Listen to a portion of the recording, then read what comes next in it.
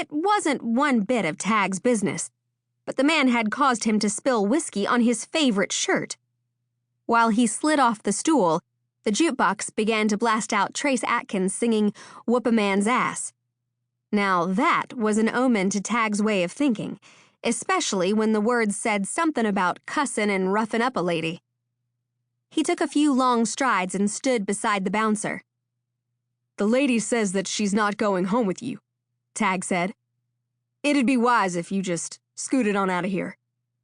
The big fellow put his hands on Tag's chest and pushed. Tag grabbed for anything that would keep him from falling and got a handful of a shirt. The bouncer fell into the woman, and they fell into a pile. Before Tag could get out of the tangle of arms and legs and find his hat, Scarlet kicked the man in the knee about a half a dozen times. He went down like a big oak tree, landing to one side of the pile. "You bitch!" he growled as he popped up to a sitting position and grabbed a beer bottle from a nearby table, slammed it on the floor, shattering the bottom half into a million pieces. "You know that's my bum knee." He drew back the bottle to hit her with it, but she ducked. The bottle slashed right across Tag's chiseled jawline. Tag had always considered himself a lover, not a fighter, but there was something about his own blood dripping on his new Western shirt that brought out the anger. Then he noticed that his best cowboy hat was now ruined with beer splatter and cast-off blood drops. He popped up on his feet, hands clenched in fists, ready to fight, but the bouncer had brought out an equalizer in the form of a taser. A picture of David in the Bible came to Tag's mind as the man dropped to the floor and began to quiver. Amazing what a rock and a slingshot, or a little jolt of electricity in today's world, could do to a giant. "You've killed my husband! He's got a bad heart!" Scarlet screamed. "I'll sue the whole damn lot of you! Call an ambulance!" "No!" the big man yelled from the floor, where he was still twitching. "Take me home. Cops will haul me into jail for assault on that cowboy." Through a red haze of anger and pain, Tag could see that the bartender was already on the phone.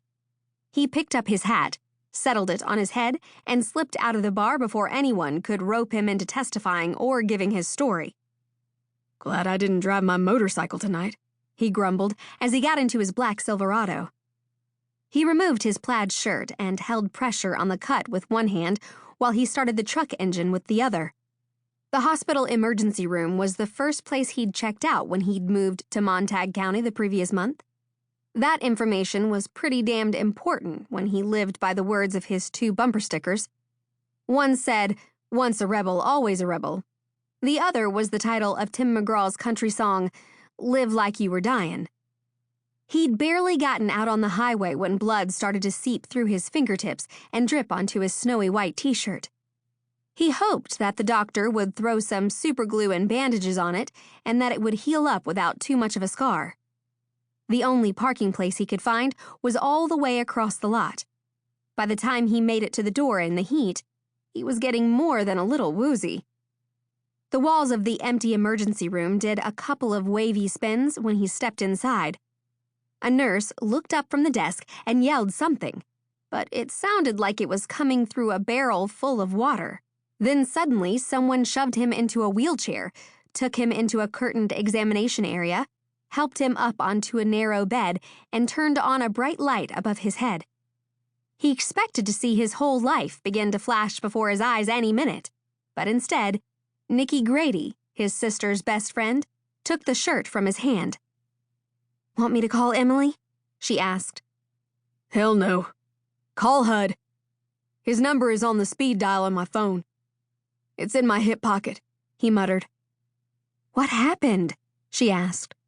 "Looks like you were the only one at a knife fight without a knife." "Beer bottle." Tag tried to grin, but it hurt like hell. "Just glue me up. Give it a kiss to heal it up and call my brother HUD." "Honey, with this much blood loss and the fact that I'm looking at your bone, it's going to take more than glue and a kiss," Nicky said. Taggart, or Tag as the family called him, was one of those men who turned every woman